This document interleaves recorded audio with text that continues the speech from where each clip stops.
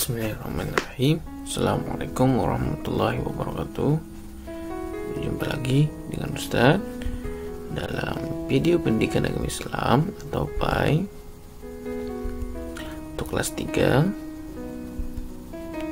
dengan judul Makna Zikir dan Doa Setelah Sholat, bab 9. Nah, seperti biasa, sebelum belajar, sama-sama kita berdoa terlebih dahulu. Bismillahirrahmanirrahim. Raditu billahi rabba wa bil islami dina wa bi muhammadin nabiyya wa rasula. Rabbi zidni ilma warzuqni fahma. Artinya, kami ridha Allah Subhanahu wa taala sebagai Tuhanku, Islam sebagai agamaku, dan Nabi Muhammad SAW sebagai Nabi dan Rasulku. Ya Allah, tambahkanlah kepadaku ilmu dan berikanlah aku pengertian atau pemahaman yang baik.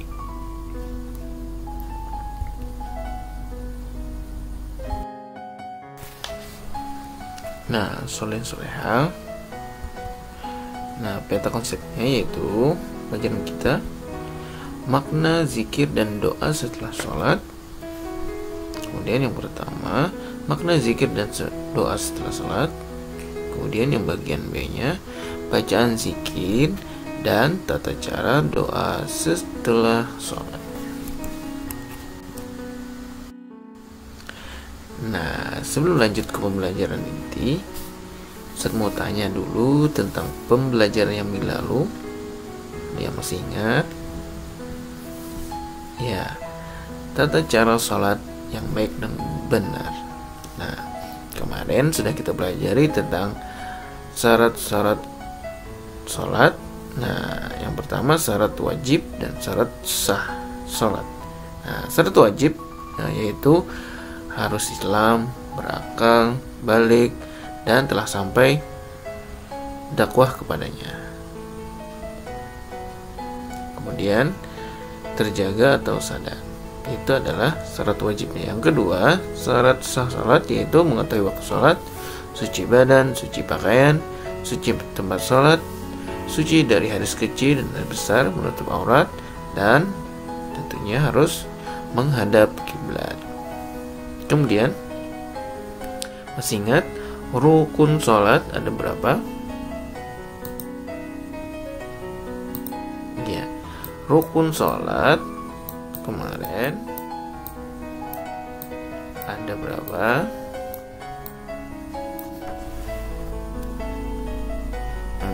Rukun sholat ya ada 13 rukun. Yang pertama, masih ingat? Nah, yang pertama itu pasti niat. Yang pertama itu pasti niat. Kemudian berdiri tegak, kemudian takbiratul ihram atau takbir, kemudian membaca Al-Fatihah, rukuk dengan tumaninah, i'tidal tentunya dengan tumaninah juga, sujud, duduk antara dua sujud, duduk tasyahud akhir, membaca tasyahud akhir, baca sholawat kepada Nabi ketika tasyahud akhir, mengucapkan salam pertama. Nah, kemudian yang terakhir adalah tertib. Tertib adalah tertib artinya bersunnah. Kemudian ada sunnah sholat kemarin. Salah satunya atau contoh dari sunnah sholat mengangkat tangan ketika takbiratul ihram, tangan ketika rukuk, kemudian ketika berdiri dan rukuk, dan ketika berdiri dari tasyahud awal membaca doa iftitah. Nah, membaca amin setelah Al-Fatihah. Itu adalah salah satu beberapa contoh dari sunnah sholat. Ya, oke. Sekarang kita masuki pembelajaran kita, yaitu makna zikir dan doa setelah sholat. Nah, soleha menurut bahasa atau menurut istilah, zikir adalah mengingat Allah Subhanahu wa taala dalam keadaan apapun. Nah, baik dalam keadaan bahagia maupun dalam keadaan yang tidak menyenangkan.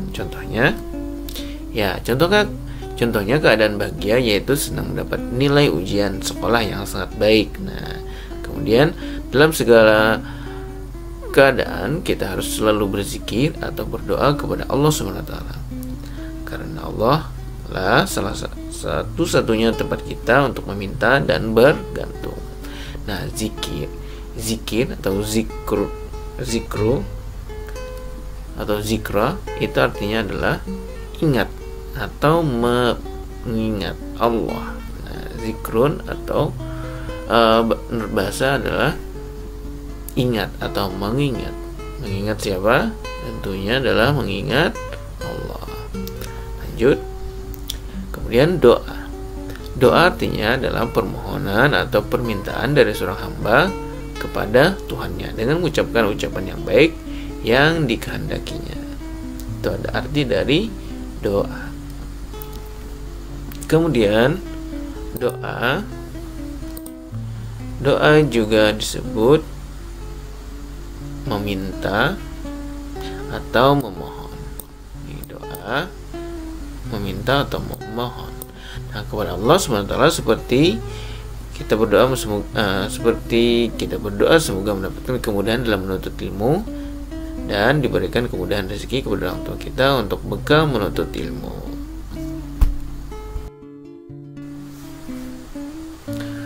Nah, sekarang kita lanjut. Sebagaimana firman Allah dalam surah Ar-Ra'd ayat 28. A'udzu billahi minasyaitonir rajim. Bismillahirrahmanirrahim. Alladzina amanu wa tatma'innu qulubuhum bi dzikrillah. Ala bi dzikrillahi tatma'innul qulub. Shadaqallahul azim. Artinya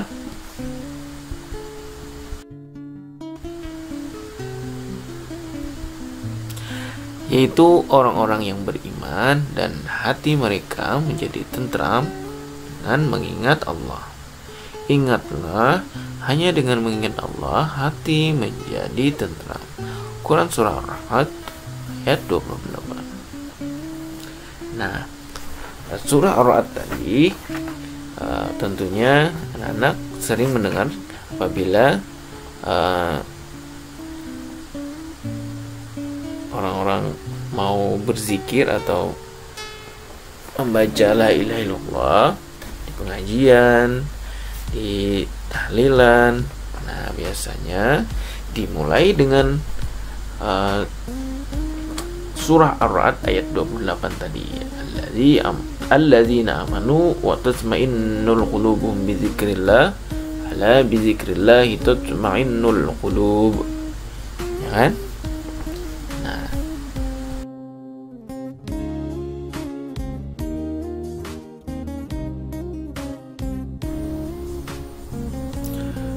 baiklah, sholat-sholeha sebagaimana firman Allah Subhanahu wa taala dalam surah Al-Isra ayat 110 sebagai berikut.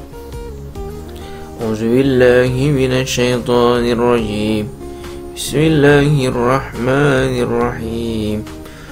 Qul ud'ullaha aw ud'ur rahman ayyamma tad'u falahul asmaul husna ولا تجهر بصلاتك ولا تخافت بها وابتغ بين ذلك سبيلا.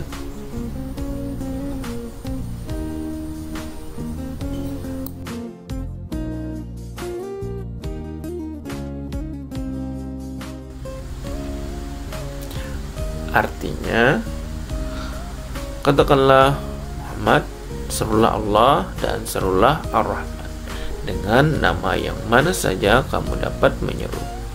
karena dia mempunyai nama-nama yang terbaik atau Asmaul Husna. Dan janganlah kamu mengeraskan suaramu dalam sholat, dan janganlah pula merendahkannya, dan usahakan jangan jalan tengah di antara keduanya itu. Quran Surah Al-Isra ayat 110. Nah, maksudnya ketika kita berdoa memohon kepada Allah, sebaiknya dan usahakan kita memuji-muji nama-nama Allah.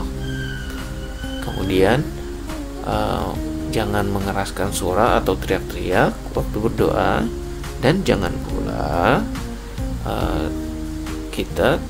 suara kita tidak terdengar atau suaranya direndahkan. Nah, maksudnya kita harus berdoanya di suara yang di tengah-tengah, artinya tidak terlalu keras dan tidak juga terlalu pelan. Seperti itu ya. Nah, sekarang inti sari atau rangkuman untuk kesimpulan. Yang pertama, jika seseorang sedang dianugerahi kesuksesan dalam kehidupannya, tidak jarang yang lupa. Nah, sebaliknya, jika seseorang sedang diberi cobaan kesempitan dalam kehidupannya, mereka putus asa. Sebenarnya, aneka ragam permasalahan tersebut hanyalah ujian dari Allah kepada manusia. Nah, sejauh mana manusia menyikapi permasalahan tersebut. Kemudian, Allah SWT telah memerintahkan kepada kita agar selalu berdoa dan mengingatnya, karena dengan berdoa kepada Allah SWT, Allah akan mengabulkan permintaan kita semua.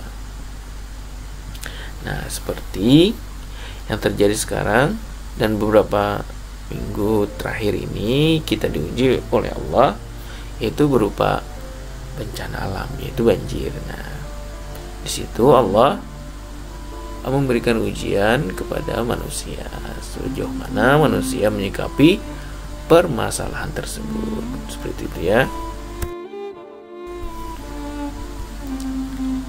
Nah, kemudian selain itu Allah juga berfirman bahwa Allah itu dekat dengan orang yang mengingatnya atau yang mau berzikir kepadanya.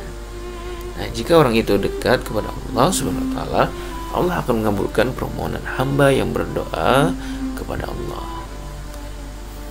Kemudian zikir adalah mengingat Allah. Nah, tadi zikir macam-macam, ada istighfar, ada tasbih, ada tahmid, ada tahlil. Nah, kemudian zikir yang paling afdal atau yang paling baik yaitu La ilaha illallah Muhammadur Rasulullah. Itu zikir yang paling baik. Nah, kemudian dalam keadaan apapun, baik dalam keadaan bahagia tadi mengingat Allah, atau dalam keadaan yang tidak menyenangkan. Nah, kadang-kadang manusia sering lupa dengan Allah ketika dia diberikan kesenangan. Nah, kalau diberikan cobaan, nah baru ingat kepada Allah. Itu ya, biasanya manusia seperti itu. Nah, kemudian doa, arti doa adalah permohonan atau permintaan, memanggil atau menyeru dari seorang hamba kepada Tuhannya dengan mengucapkan ucapan yang baik yang dikehendakinya.